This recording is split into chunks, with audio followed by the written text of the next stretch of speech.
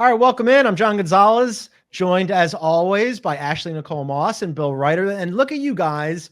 You're in CBS Sports HQ headquarters studios. I'm still in my house in Los Angeles. They didn't send me out, but look at you guys sitting together. This is not a simulation. We are actually here. This is real. Ash is a real person. I'm a real person. Yeah. We're working the angles, John. Not too sure about you yet, John. We don't know if you're a real person or not. I've met John. John didn't know his birthday, so I'm borderline. That's true. That's real. I had to think about it for a second. Producer Aaron and I are still in Los Angeles, but I'm glad that you guys got to convene together in Florida. We've been doing this pretty much all day already because it's the trade deadline. So we've got our trade deadline instant reactions. And I hate this, but this is where we have to start. The New York Knicks. Yeah. I mean, the New York Knicks went from one of the most dysfunctional organizations in basketball forever to one of the most functional. Today, they go and get Bojan Bogdanovic and Alec Burks. They trade away a bunch of players that they didn't want, including Evan Fournier, who's an expiring contract, and 2 second-round picks. Guys, I hate to say this. I love this for the Knicks. Yeah, congratulations on your 2025 NBA championship. Can I just get a I told you so? Yeah. Or you told us so? I gave you one on the HQ. You actually both did. Okay, but if you want to just do it again, we can just do it again, you know. A lot the first time, John. John, do you want to do it again? Because I don't want to do it again. Yeah, I did it on HQ. I want to remind everybody, certainly people who watch our show, that of the three of us, I think I might be the most bullish on the Knicks. I was trumpeting them during their win streak. I was trumpeting them when they picked up OG Anunoby. Now I'm trumpeting them again. I hate it. It makes me feel awful about myself. I think, listen, I'm sorry for that. I'm not sorry for me, but I'm sorry for that, sort of. Listen, the Knicks did really, really well on the margins, right? Because we're always talking about, or everyone seems to always be talking about, do the Knicks need a superstar? Do they need Donovan Mitchell? Do they need this person? Can you win with Jalen Brunson?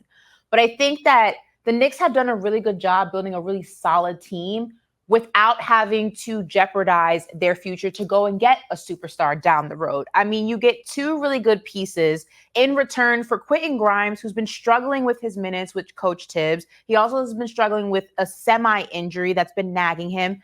You offset Evan Fournier, who, has been glued to the bench for months. Like, Tibbs refuses to play him. He has no role. You give him to Detroit. So it's a 2-for-1 deal. The Knicks did really, really well. Not to mention, we forgot OG.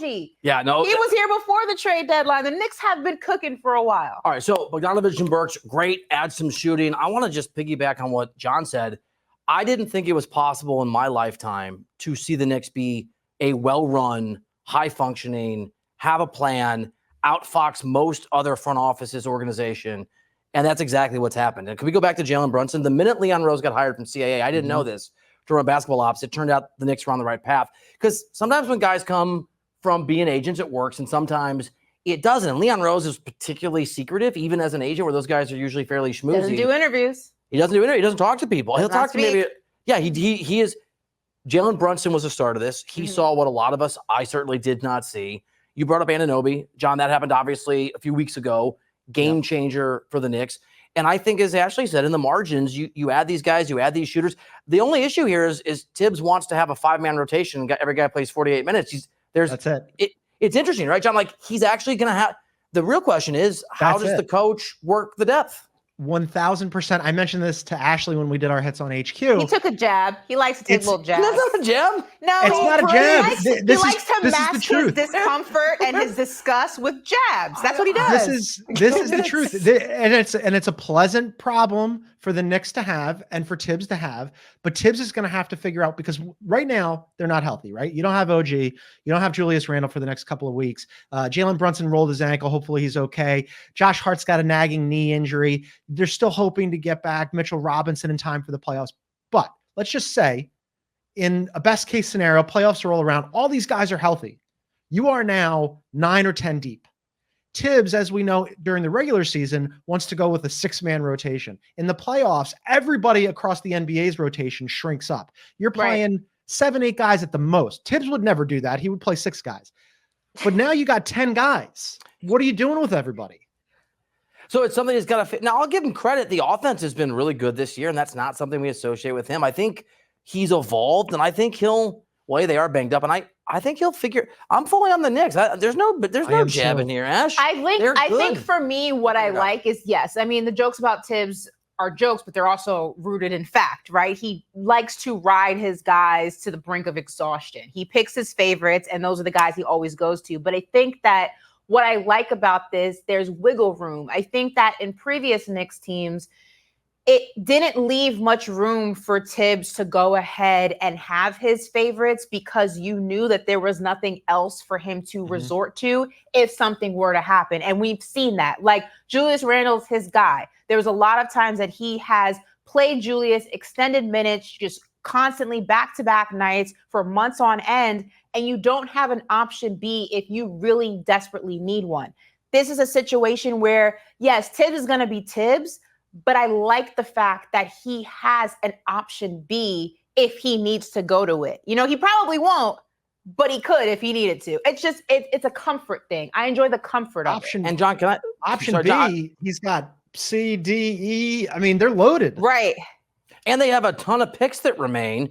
So, John, if they want to go get Donovan Mitchell, if you're Donovan Mitchell, and we'll see how things go in Cleveland. Cleveland's playing really well. But if you're Donovan Mitchell, and like people expect you leave in the summer, I mean, Leon Rose has, John, put in a situation where this team, I think, is good enough to compete, and they can go get more help. It went from, I mean, Ashley mentioned this about how they were like adding on the margins, right? Because they had I believe 8 first-round picks that they could have sent out. They sent out none. They did all this without sending out any of the extra first-round picks. It's kind of mind-boggling. A couple of years ago, because of James Dolan, and this is things that, like, you know, players would talk about behind the scenes, off the record, whatever. Nobody wanted to just go to the Knicks, right? Jalen Brunson changed all that. Leon Rose has changed all that. Now, all of a sudden, it's a super attractive destination. Look, and apologies to Cleveland. We kind of sometimes dump on Cleveland on this program. But if I'm Donovan Mitchell, even though the Cavs are playing really well, and I want to get into like how this shakes up the Eastern Conference, but if I'm Donovan Mitchell, I'm eyeing the Knicks right now. I think. Well, he doesn't want to be in Cleveland. No, but I think that's even if it's not Donovan Mitchell, I think that's a really good point, right? Because the Knicks have not been the destination, which is sad because it's the Mecca. It's New York City. Yeah. It's not, OKC. No shade, but we talk about OKC here. So it's a major city that no one has wanted to play for.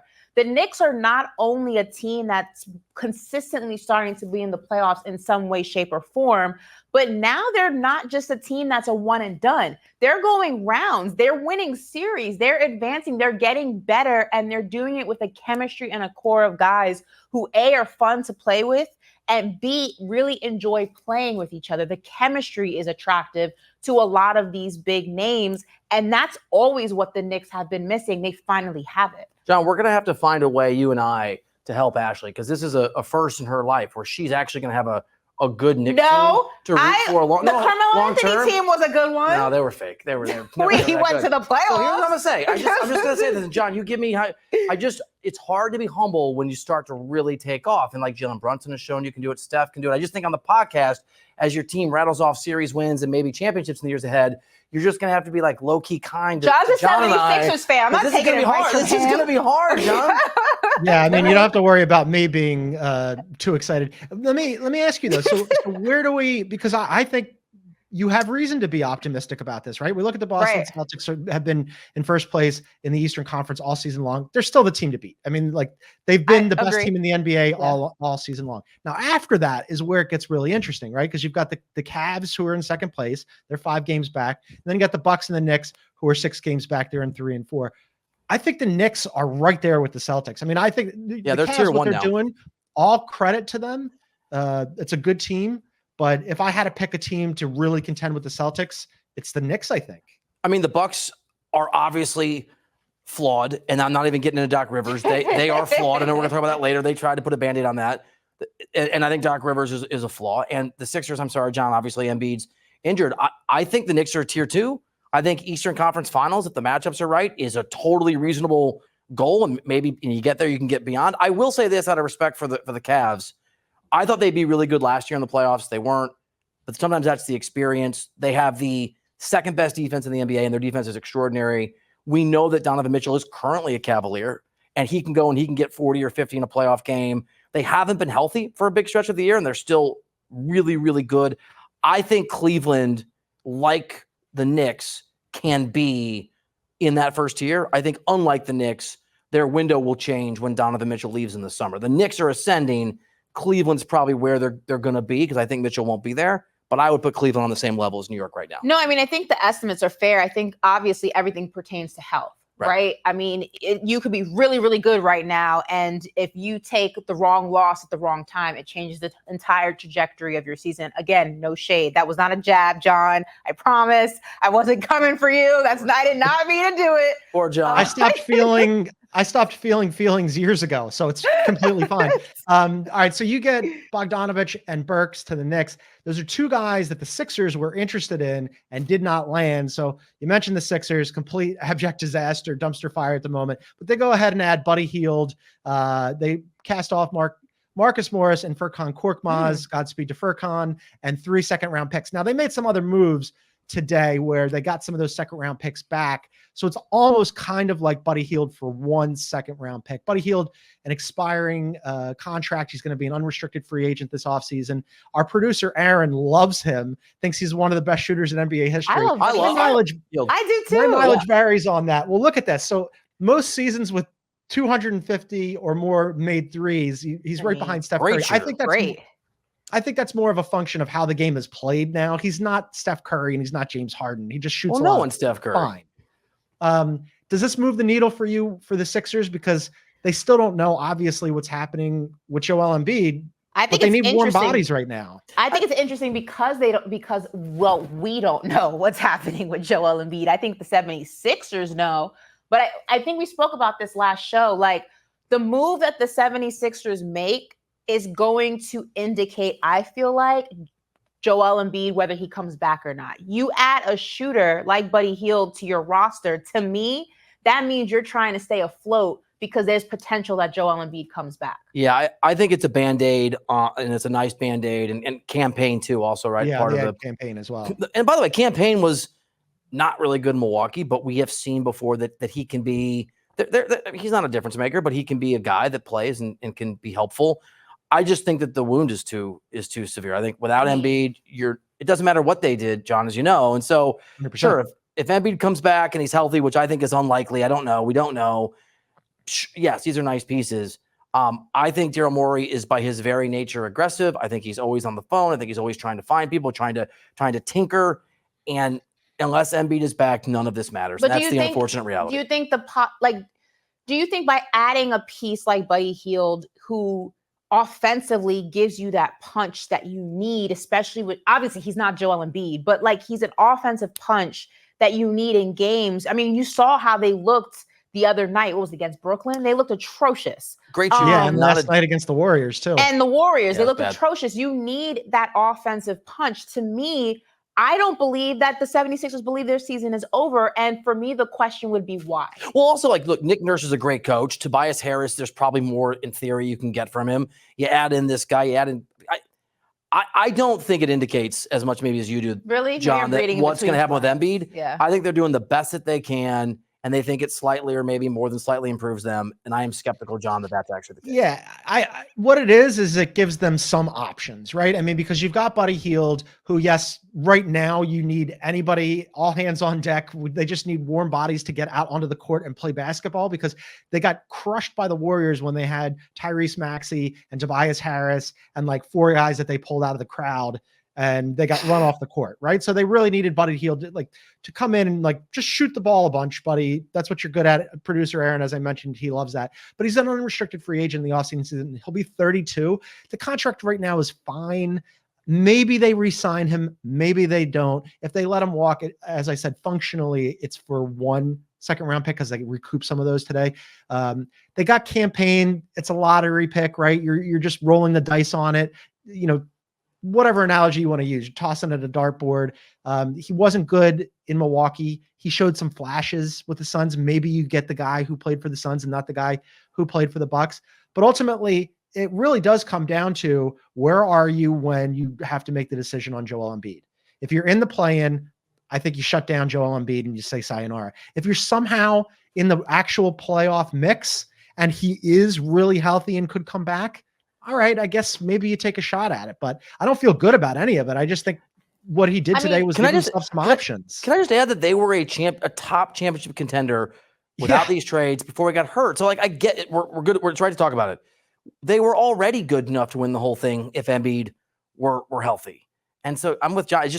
It comes down to Embiid. If he's back for a 7-game series, it's amazing. Do we believe that it's a possibility that this is not a play-in team? I mean, right now they're on a 3-game losing streak. They're 5th ahead of the Pacers, behind the Knicks. Play-in Miami, Orlando, Chicago, Atlanta. Do we really think that Atlanta, Chicago will be there? I don't think the wheels come. There'll be a play-in team. The wheels aren't coming off that severely. Yeah. At the absolute worst, I think they end up being in the play-in, just because, I mean, who scares you really, aside from the 4 teams that we mentioned, the Celtics, the Cavs, the Bucks, and the Knicks. After that, Pacers are good. Do the Bucks scare you? Do the Bucks scare you? I mean, they scare me, but Doc will understand. I feel like in a series, I would be more afraid of the Pacers than the Bucks right now. I'd be more afraid of the Bucks, but I don't want to play the Pacers. Right. The Bucks should beat you and won't. The Pacers shouldn't beat you and might. Which makes them scarier. This is kind of my whole point, though, right? Like, it's kind of like there's no consensus where you go, oh no, we have to play that team beyond, the Celtics, now the Knicks, the Cavs, the Bucks. The Pacers are good. I'm not really worried about the Heat. The Magic are young. The Bulls, I don't know what they're doing, and the Hawks, the same deal. So yeah, I would expect that the Sixers at the very worst would end up in the play-in. But what's that get you, really? I'm not bringing back Embiid just for a play-in series. Like, no, shut him down. But okay, but can we explore that for a second? Because we have seen the Lakers, right, be a play-in team and go to the finals, all right, the conference finals, right? He made the finals, yeah. And the Miami Heat, and they go to the actual finals. So the play-in is not like a death sentence to your season. Now, if you're in a play-in scenario and you actually get out of the play-in, situation, and now you're actually in the playoffs, you don't bring Joel Embiid back? I think you let Embiid's knee dictate what Embiid does. If he can go, he goes. And if he can't, he can't. And I think you err on the side of caution, regardless of where he is. I think that, right? I think this is something we don't have to overthink too much.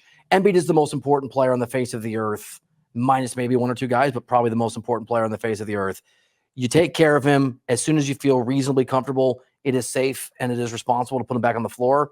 You put him on the floor. If that's in a playing game for me, it's a playing game. If that's March 15th, it's March 15th. If it's November 15th next year, so be it. I think. So if the 76ers are actually in the playoffs, like they get through the play-in situation, and if he's not 100%, do you still play him? Or you say we're not going to jeopardize him next season? Let's just forfeit. Like, what do you do? John, I think that's the tail wagging the dog. I think he's so important.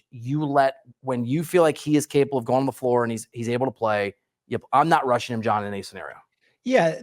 Well, that's the whole point. I think the component that you mentioned, Bill, where you said erring on the side of caution, that's where I factor in the standings, right? Because if it's a 50-50 call, and you're looking at a play-in team, then I'm saying, nah, we'll wait till next season. Like, what are we really getting out of this year? If it's a 50-50 call, I don't want him out there at all. I mean, that's my thing, is I want a little more surety because of his history. I think we're probably saying the same thing. I think we're saying the same thing. I'm going to be so cautious. But if, I'm not a doctor. Yeah, if the doctor says he's good to go. If they were still in that 2-3 range, right? If they're really pushing for a top tier home first round series, then all of a sudden I'm like, all right, well, maybe, you push it a little bit with Embiid if he can, right?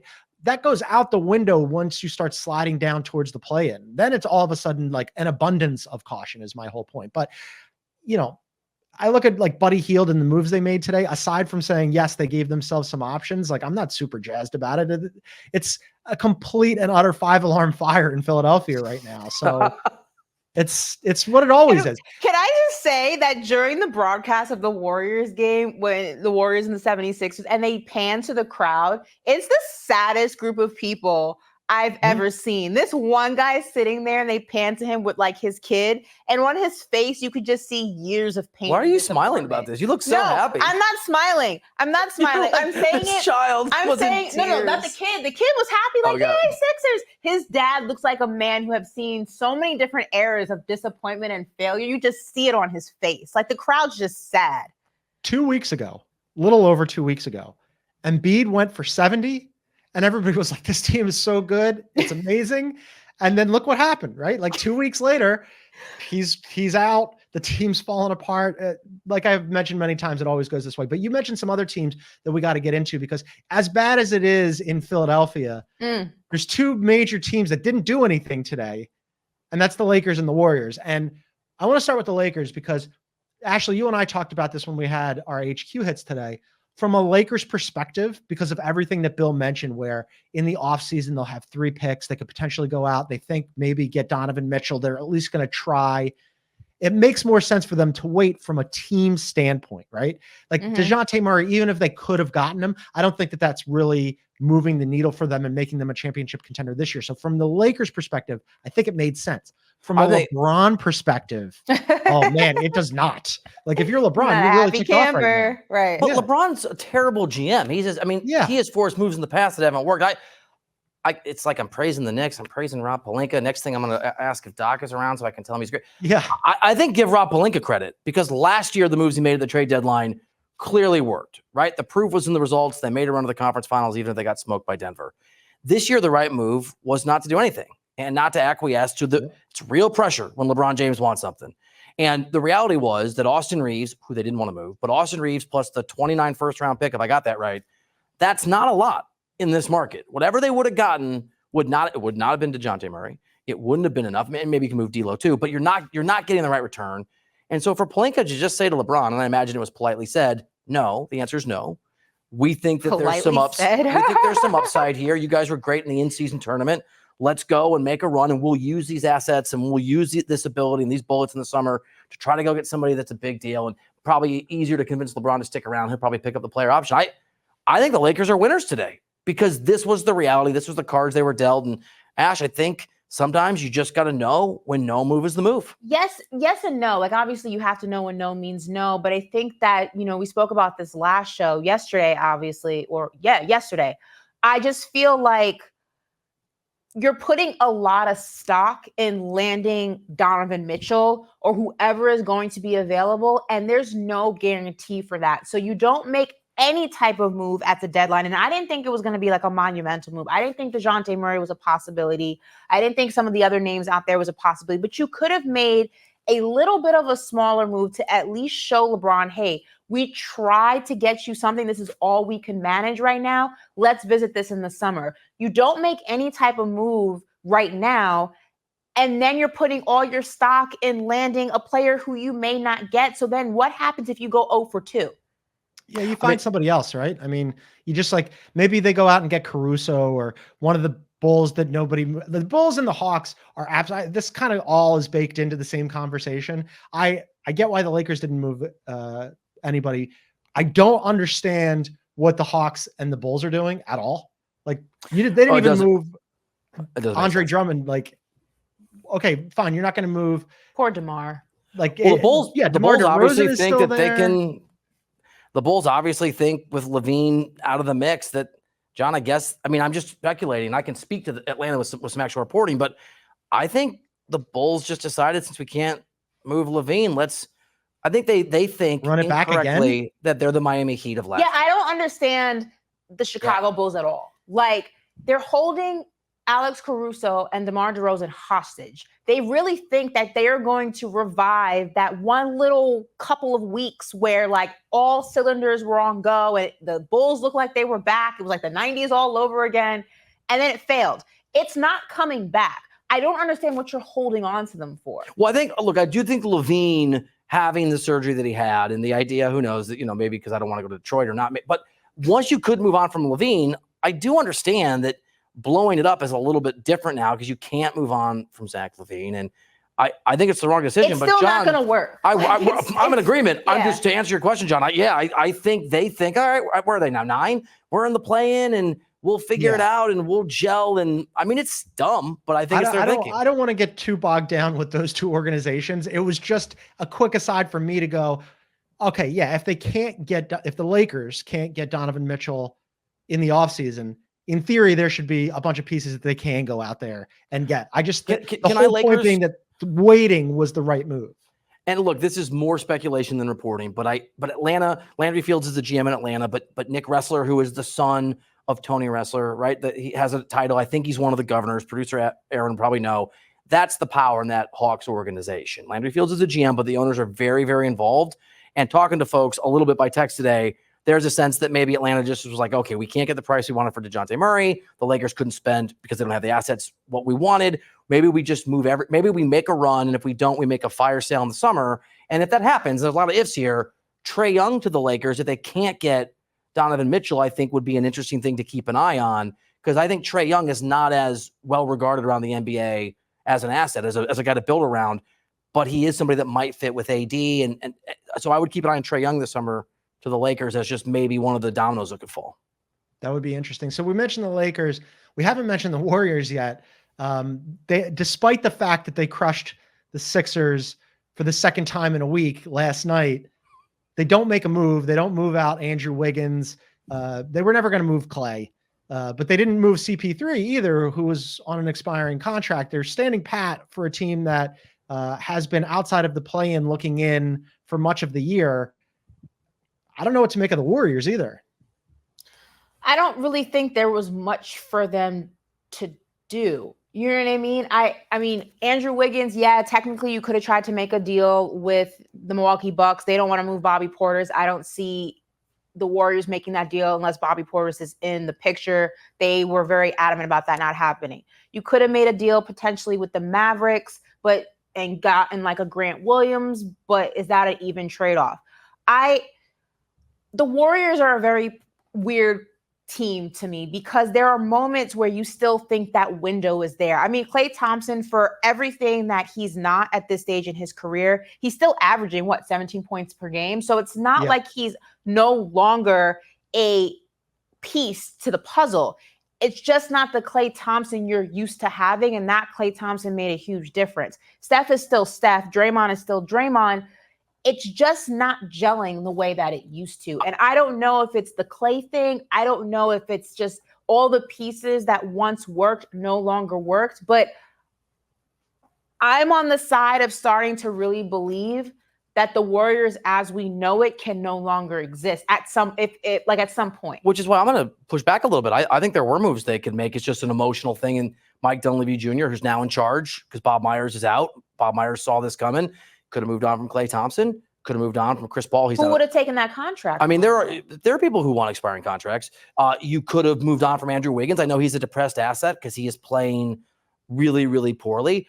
I don't know what the market would be for Draymond Green, but if you want to blow it up, they're not moving on from Jonathan Kuminga because he's played really, really well. But if you want to blow it up, I think there were ways to do that.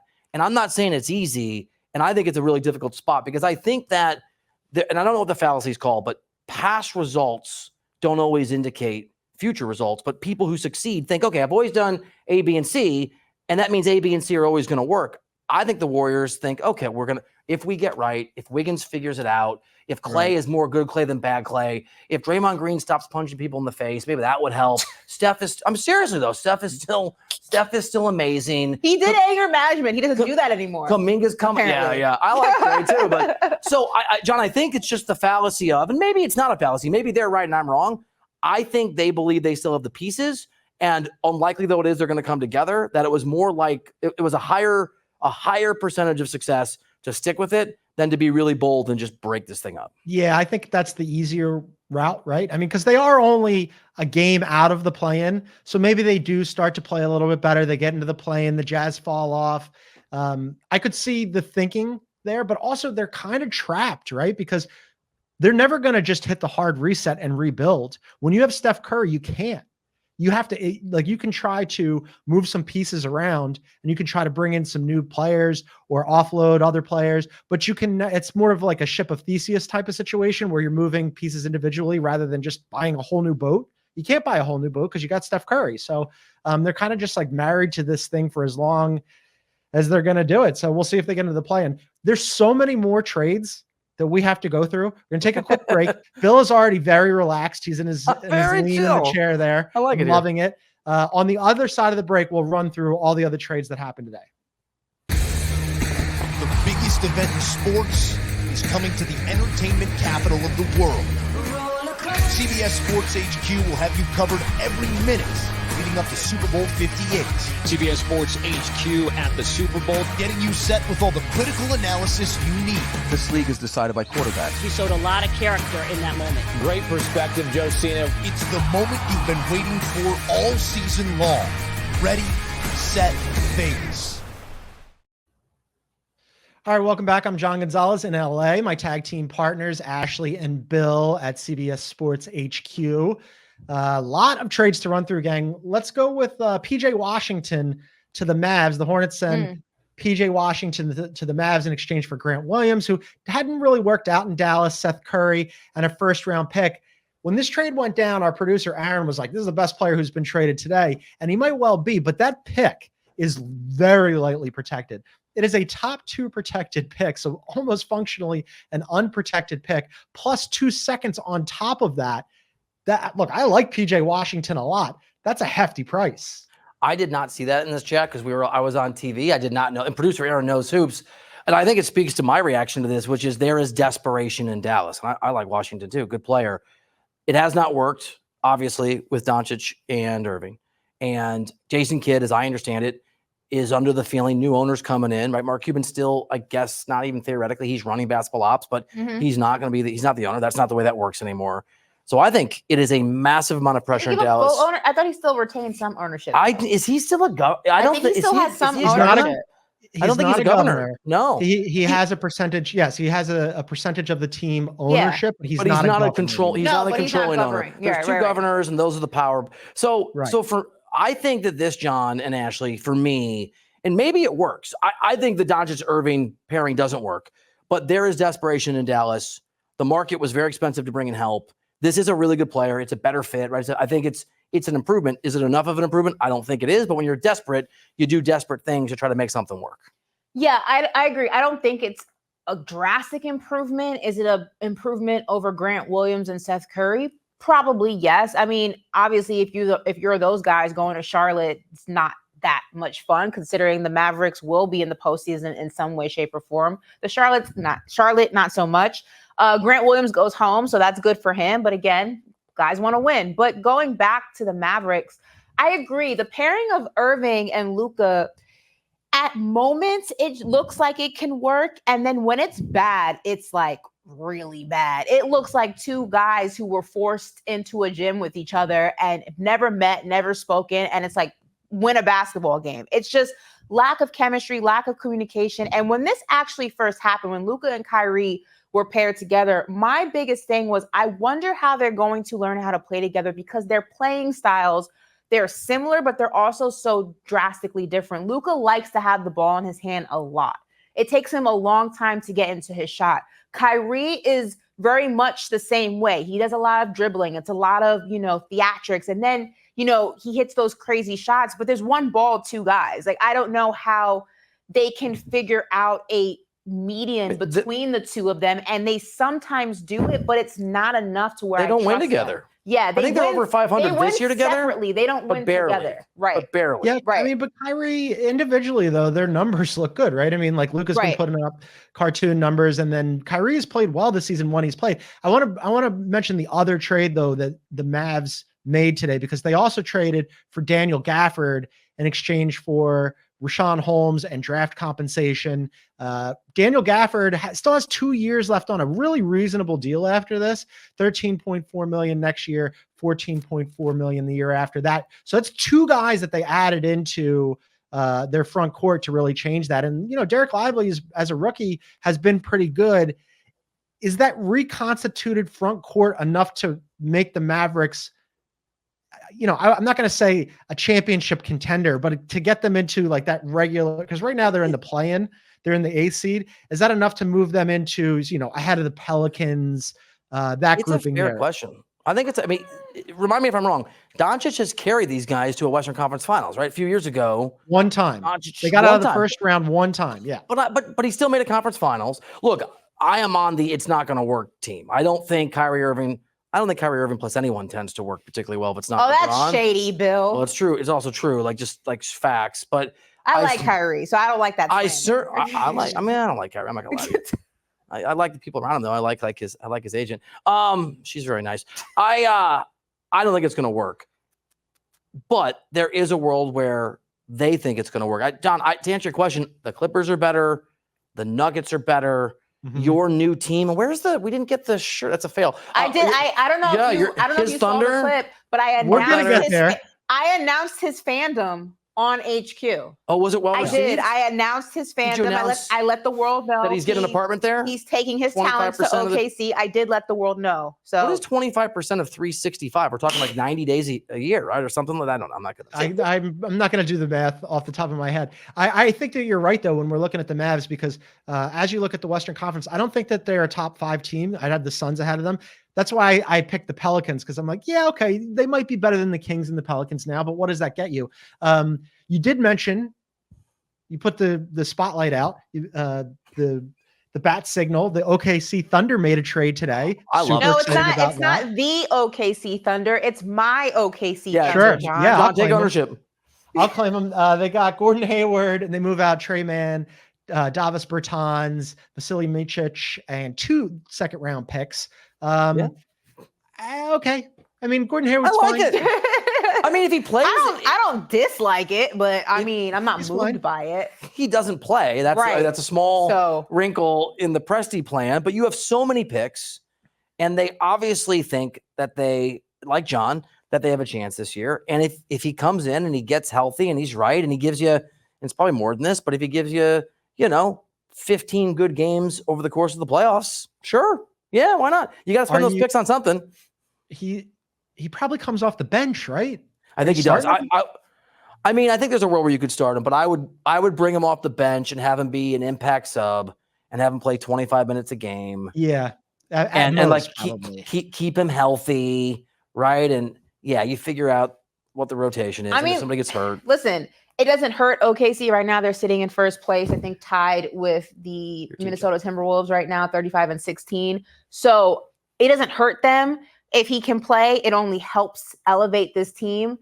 Now, come playoff time, am I buying stock that they can go ahead and beat the Denver Nuggets in a 7-game series with him?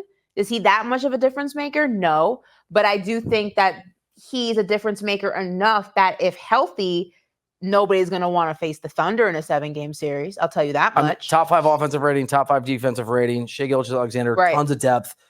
John, adding talent to the team you've always loved with your heart and with your soul. Team I've rooted for my whole life. They're super exciting. I would have liked to see them, and maybe eventually they will because we've talked about this ad nauseum. They have so many picks they can't use them, so they're going to have to parlay that into somebody bigger eventually. But for right now, Gordon Hayward, I guess, is an okay upgrade. And also, as producer Aaron mentioned, because I think they probably do bring him off the bench, but producer Aaron brings up a good point that maybe he closes in exchange for Giddey in important games, tight games, maybe into the playoffs because you got that veteran experience there.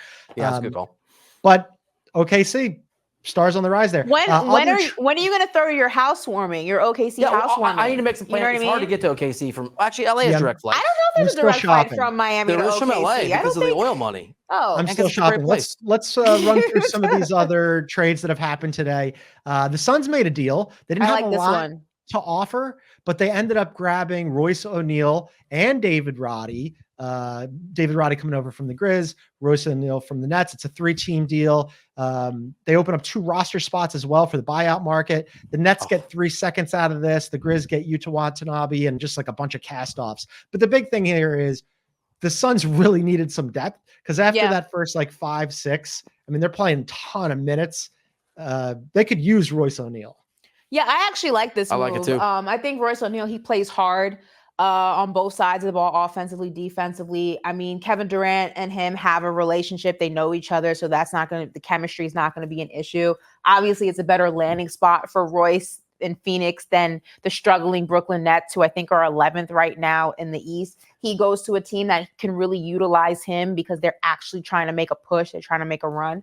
I think he landed in a perfect situation. I think it's just what the Suns need. They don't need him to come in there and score points. They have plenty of that. They need someone who's going to go ahead and fill in the gaps that, unfold during the game. And Royce O'Neal is the perfect guy for that. I like this. It's Royce O'Neal. It's worth 20 seconds of my life. I'm happy to talk about. I mean, it's not 20 seconds. I mean, look, they've done and by the way, they also were a facilitator in the Lillard, Drew Holiday, Milwaukee, Portland trade, and they did a nice job sort of scraping off a little bit of depth there. You're right. They don't have any picks. They've used all their assets largely to bring in Durant and to bring in Beal. It's a really nice addition. This is not for today's show. I just want to plant my flag here. I hate the buyout market with a burning passion. I think it's unjust. I think it's stupid. I think it's bad for small markets. I think it jeopardizes teams like John's Oklahoma City Thunder. He's always loved with his heart and soul. But you're right. Like that, I think is. I want to ask you guys, because we're all on accord here. All three of us like Royce and O'Neal and the Suns. We think it's a good fit, right? They're right now 5 games back of the Thunder, the Wolves, and the Nuggets, who are tied for first place. And then they're 4.5 back of the Clippers, who are in that 4 spot. Let's just take your temperature. Do you like them better than the Clippers right now? Are we talking? The Suns? The answer is no. It doesn't matter. No. Yeah, no. Okay, agree. But I think they have a ceiling that could be higher. I don't think it's improbable. I know you two both. I already know the answers to this, so I knew you were going to say no to the Clippers. I'm going to say you don't like them better than the Nuggets. I'm just going to guess on that. No. This is where I'm really going to press you. Do you like them better, especially in the playoffs, than the Thunder and the Timberwolves? I like them better than the Timberwolves. Me too. I don't know if I like them better than OKC.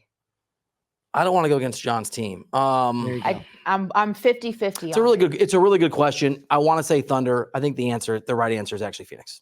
Fun mix, though. West is really open. I love it. All right, let's move on to another one here. When this one came in, Kelly Olynyk, we had talked about Kelly Olynyk being a hot commodity. I did not think the hot commodity would be purchased by Toronto. What is going on in Toronto? Toronto ends up getting Kelly Olynyk and Ochai Agbaji, who, as our producer Aaron mentioned, was the 14th pick in the 2022 draft. So technically a lottery pick. And then they send out a bunch of stuff in a first round pick. Okay. Ochai is supposed to be the main guy here, I guess, in this trade. Here's my whole thing. If you're talent evaluating and Danny Ainge would rather have a late first round pick than the former back end lottery pick, I'm with Danny Ainge. Here is the main takeaway for me. Don't trade with Danny Ainge. All right. Like I'm serious. Like if you aren't in negotiations, don't play with Danny Ainge. If you're in negotiation with Danny Ainge, you've already lost. Like there were kids like this when I was younger, when you're trading baseball cards, where you just learned they know more than I do. They're smarter than I am. They see all the angles. I don't see them. And so I'll evaluate this backwards. This isn't usually true, but I'm just going to go with whatever Danny Ainge did is the right decision. And whatever the other team did was a mistake. And I know that there's a pretty good head of basketball operations in Toronto, but not as good as Danny Ainge. So I am baffled by this. And to John's exact point, Danny Ainge knows what he's doing. Don't trade with him. Don't deal with him, Ash. He gets the best of everybody. It feels like almost every time. Did you get fleeced a lot as a kid? No, I was the fleecer. I was just trying to be nice. I mean, it is interesting though that the Jazz, who are technically still in the play-in right now, moved out 2 guys in their rotation. I mean, Ochai and Kelly both play for the Jazz. So, maybe they're trying to get out of the play-in. As producer Aaron mentioned when he was saying that the Ainge point is fair, and thank you. This is not a draft that people are high on, though, right? So Danny Ainge ends up picking up a late 2024 first-round pick, but it's by all accounts like not a great draft. So we'll see if he can make anything out. You won't remember this, John, because it didn't break your heart, but just it's worth pointing out. I know it's the 3rd pick in the first. I mean, Danny Ainge called a shot in that draft with Tatum, traded with a team that you're familiar with, John, behind you. I mean, it's I'm not saying that he's got his eyes on somebody at 28, but whatever. I'll just say the guy just calls his shot. So bad draft. He's but really good. He's really good. I wouldn't want to deal with Danny Ainge, although I will say in the Markelle Fultz trade that you're talking about, he ended up taking Brian Colangelo, who didn't exactly cover himself in glory in Philadelphia. So I'm not giving him points on that one. All right, last one for you. Dennis Schroeder to the Nets and Spencer Dinwiddie to the Raptors for a hot second before they waived him. They plan to waive him to avoid a $1.5 million bonus for games played. Also in that deal, Thad Young, who I love. He's a great dude, consummate professional. I wish him well in Brooklyn. Spencer Dinwiddie is going to end up on the buyout market. Potentially the Lakers. The Lakers sounded interested in him. They didn't make a move, as we know. Maybe they can go and grab Spencer Dinwiddie now. Yeah, and producer Aaron knows this stuff better than I do, but I believe the Lakers have like an extra $500,000 that they can offer prorated in the buyout market for reasons that I'm not smart enough to remember. Yeah, he says that's correct. But I think that's right. So it's right. So like it's a little extra money. I hate the buyout market. So, but yes, the Lakers and the Knicks are going to get the rich are going to get richer, and the Thunder are going to just stand pat. But Dinwiddie to the Lakers certainly makes sense. And by the way, we didn't say this earlier, probably should have. If you're the Lakers, they didn't make a move, but there is a buyout market that you are much more attractive in than other teams that are For sure for these guys. I'm not Ashley, moved as by. we know, I'm does not moved like by Los this. Angeles. No. I don't like Why parts don't you? of LA. Whoa! There's LA. Well, I didn't know this. I don't like. Let's get We into had it. this conversation. Like, I don't that's not like cool. LA. Like, Yeah.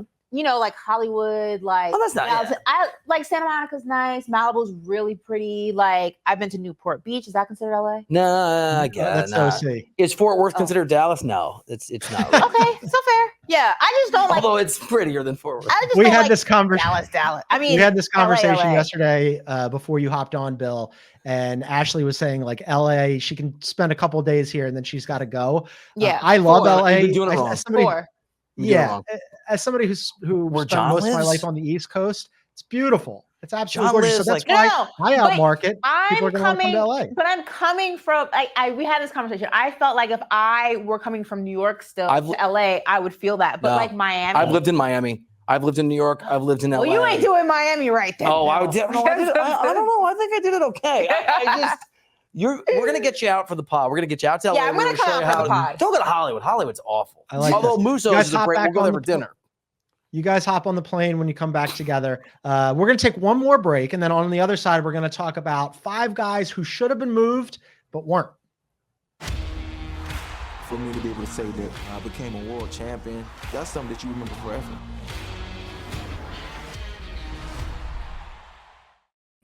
All right, we're back. John Gonzalez, Ashley, Nicole Moss, Bill Reiter. Bill- Quick break. Bill was trying to sell me on LA during the Yeah, break. I was gonna say I won't name him, but a buddy of mine who's very rich and very famous and not as smart as he thinks he is moved to LA and just moved to the wrong city, part of LA, and hated it because LA is not like New York. LA is like 58 different communities It is. with different climates, and you got to pick the right place and the right place for you. Got it. But if you can crack the code, it's awesome. Bill and I live on the west side by the beach. That's where you want to be. John's around horses and like Oh the my mist. God. John's in a good spot. I don't ride horses. I'm from Philadelphia. But they're All up there. that wasn't in my upbringing, in my childhood. All right, we're gonna do this on the fly because we never really decided in our pre-show meeting. Do you want me to run through the 5 guys that I have, or do you want to do it, Bill? So I sent a list earlier. Here we go. I got Here's to the pull it list. up. There is your list. Oh, we got DeJounte Murray, graphics. Andrew Wiggins, and Andre Drummond. Bill, start with DeJounte. So look, I think this one is the least surprising for me. Maybe not least, but it's not surprising given the fact they wanted to move him because we've discussed this. They want a high price. 3 firsts and a pick swap is what it took to get him from the Spurs. They can't recoup that. Obviously, the Lakers were one of the teams that we thought maybe was interested. The Lakers don't have that to move. So as I understand it now, reaching out to some folks, I think John and Ashley, there's a hope in Atlanta. I'm not sure how well run that team is, so I'm not sure hope's going to work. There's a hope in Atlanta that there is a more robust market for Murray in the summer when there's more teams that could be buyers. There's more teams that have assets. We'll see. They were asking too high a price. I mean, Ashley, which one stands out for you? On Bill's list, Bruce Brown for me, I think probably stands out the most just because I don't think it was going to take much for a team to get him. And he really is such an instrumental piece, whatever situation you plug him in. We've seen him obviously on the championship Denver Nuggets. He plays hard, both sides of the ball. He's just a player that like you want on your team, you want in your locker room. I'm actually very surprised that a team didn't go after him. Like I said, his asking price from what we heard on potential trades and different teams, even with the New York Knicks, wasn't going to be very high. It wasn't like you were going to have to trade the house for him. So I'm surprised he's still in Toronto. Yeah, I'm there. Me too. I mean, I mentioned to you on HQ, Ash, that when I was on last night, they said, hey, who's going to be the most impactful player to move? And I didn't think DeJounte was going to move, but I did think Bruce Brown was going to move because the Raptors are in full rebuild mode. Why wouldn't they move him? I thought he would be an awesome fit for the Knicks, but you would have had to pay more than you had to pay for Bojan and Alec Burks, right? So he ends up staying there. I guess for them, the contract is semi-reasonable. It's in the 20-something million range. I guess they can just try to move him in the offseason. They just hold on to him because he is a super valuable piece. I want to do the 2 guys that stuck out for me on that list, which one, Malcolm Brogdon, I think is hilarious. Like, look, Malcolm Brogdon said that he likes Portland. He wanted to stay put. It's an awesome city. I love Portland. I really enjoy going there. I can understand the appeal. That team is horrendous. Why wouldn't you want to leave? Especially if the rumors about the Knicks being interested were true. You could have gone to an ascendant Knicks team and been at the Mecca in Madison Square Garden in New York on a team that has a chance to compete. And instead you were like, nah, I'm going to go to Deschutes Brewery. I'm going to get myself an IPA. Like, that's crazy. Maybe he likes, by the way, can I just, maybe he likes craft beer in the rain. I like Portland too, but John, guys in the NBA, it is roundly considered the least desirable NBA city in the country after maybe Oklahoma City. That's because every road game is extremely far. It's far, unless you go to LA, and it's rainy, and I'm just saying it's not a particularly vibrant place. But I'm with you. I'm with you on the Brogdon thing being really, really strange. Also, I want my young guards to play. Like I don't want Brogdon playing minutes. I mean, he's a good player. Are you more baffled by the fact that he wasn't moved, or that he likes Portland? Yes. No, well, just the yeah. I mean, yeah, both. I mean, if I'm the Blazers, I'm going, we like that you like it here, and here's a plane ticket to somewhere else. Right. And you can go back and visit. We'll show you around again. Yeah, right. Well, we'll always think of you fondly. We'll put up a tribute video when you come back. It'll be great. From his perspective, though, again, like, why do you want to be the veteran on the rebuilding team that has no chance of winning? Like, why wouldn't you want to go to the Knicks or somewhere else and have a chance of competing? So that one was weird. Mm-hmm. And then the other one, and we mentioned this earlier, Andre Drummond still being on the Bulls. Look, if you're not going to move Zach LaVine because he's injured and the whole bit, okay. DeMar DeRozan's going to be an unrestricted free agent. Maybe you want to bring him back. Maybe fine. Alex Caruso, maybe you didn't get the right price for him. They value him, very highly for a good reason, right? He plays at both ends of the floor. Okay. Nikola Vucevic, same deal. Maybe, like as Ashley said, you're going to try to run this thing back and, I don't know, make some noise in the play-in. Fine. Andre Drummond is where I'm like, what are you doing? Everybody wanted Andre Drummond. You're holding on to Andre Drummond? Like, that's the piece that you can't part with? I don't get that at all. I mean, the Bulls they are poorly run. There is no good answer. John said everything that needs to be said. It doesn't make any sense. I don't know. The Bulls are like the skinny guy who thinks he's buff. Like, they see a different version of themselves when they look in the mirror. That's what the Bulls are. Like, they really think that, like, things are going to turn around and it's going to get better in Chicago. And when Zach LaVine comes back, we're going to relive that short little period of our glory days. It's not going to happen. You should just start the rebuild now, because what you have is not going to work. But I absolutely would. I want to add, it's Reiter's 5 surprises. Oh, it is. But I want to do +1. We're going to do a bonus because we haven't mentioned him yet. And I think it's kind of interesting. When the Wizards were looking to move people it's out a good today, one. Daniel Gafford gets moved and not Kyle Kuzma. And there was reporting that despite the fact that the Wizards are really bad and Jordan Poole is like currently having maybe the funniest season since Swaggy P did anything, they end up keeping Kyle Kuzma. Kyle Kuzma said that he likes it in Washington. He likes the Wizards organization. He's a focal point of the offense. He wanted to stay put, so they didn't move him. This is kind of like the Brogdon thing for me. If I'm Kuzma, I'm like anywhere else.